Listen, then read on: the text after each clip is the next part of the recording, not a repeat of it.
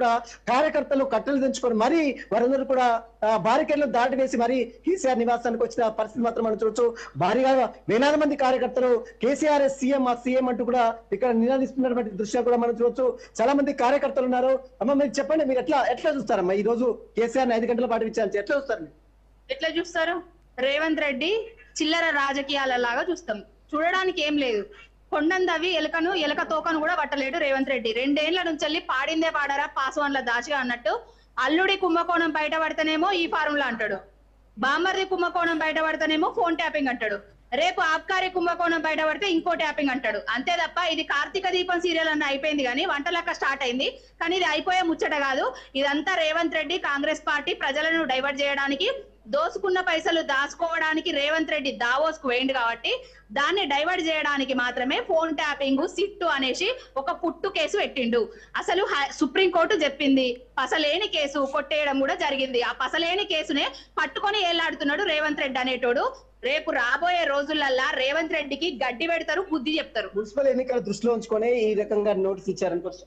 Municipal ఎన్నికలు దృష్టిలో పెట్టుకొని అనుకోవచ్చు, రేపు రాబోయే ఎన్నికలు దృష్టిలో పెట్టుకొని అనుకోవచ్చు. ఇంకొకటి కేసీఆర్ గారిని బురద జల్లే ప్రయత్నం చేస్తున్నారు అని కూడా అనుకోవచ్చు. ఏంటంటే రాంగనే చెప్పిండు ఆనవాళ్ళు లేకుండా చేస్తా అనేసి, రాంగనే అన్ని దగ్గర సభలు పెట్టి కేసీఆర్ గారి సాగు కోరుకుంటున్నారు, కేసీఆర్ గారిని పరమ బూతులు తిడుతున్నారు, వాళ్ళ కుటుంబాన్ని ఏ విధంగా దిగజారుస్తూ మాట్లాడుతున్నారో చూస్తున్నాం. ఏంటంటే నేను దొంగను, 50 లక్షల బ్యాగు సంచులతోటి పట్టపగలు దొరికిన దొంగను, ఇప్పుడు రాజ్యం వెళ్తున్నా, ప్రజల అడ్డిమారు గుడ్డి దెబ్బల నాకు అధికారాన్ని ఇచ్చిర్రు, దీన్ని ఎట్లా దుర్వినియోగం చేసుకోవాలి, నన్ను ఎవరైతే జైలు వేసిర్రో వాళ్ళ మీద కూడా బురద చల్తా అనేసి ఆ బురదల వండిన పంది బయటికి వచ్చి అందరి మీద బురద చల్దామని చూస్తున్నాడు. రేవంత్ రెడ్డి అనేటోడు ఒక బురదలో పందితో సమానం. కేసీఆర్ గారు చావు నోట్లో తలబెట్టి తెలంగాణను తీసుకొచ్చిండు. తెలంగాణను తీసుకొచ్చిన నాయకుడిని, తెలంగాణ ఆత్మ లాంటి నాయకుడిని అగౌరవ పరిచే విధంగా సిట్ నోటీసులు గోడ కంటేస్తారు. ఈ సిట్ వచ్చి దాదాపుగా 8 గంటల పాటు విచారణ చేస్తారు. దేనికోసం రాబాయ్? విచారణ చేస్తే నీ మీద విచారణ చేయాలి.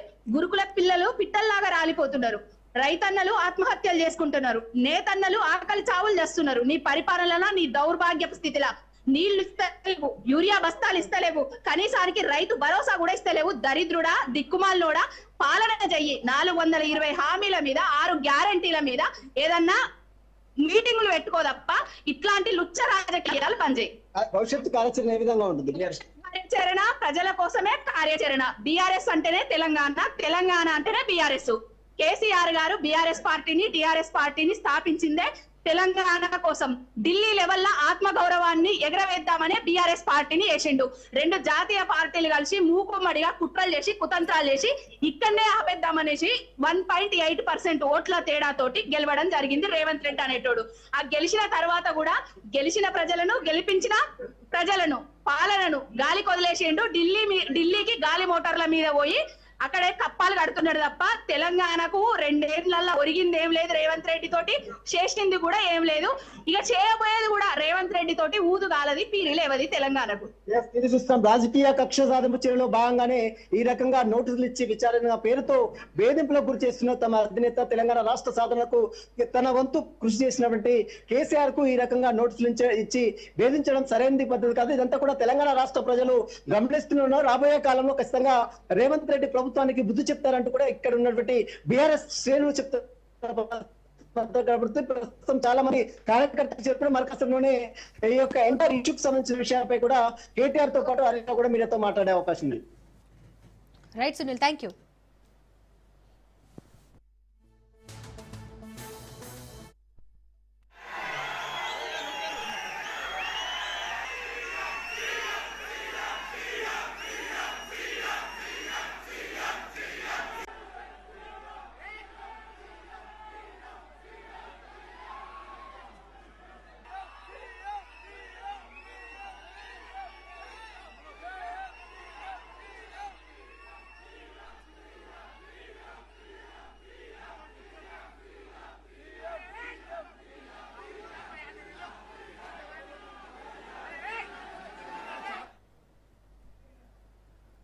రైట్.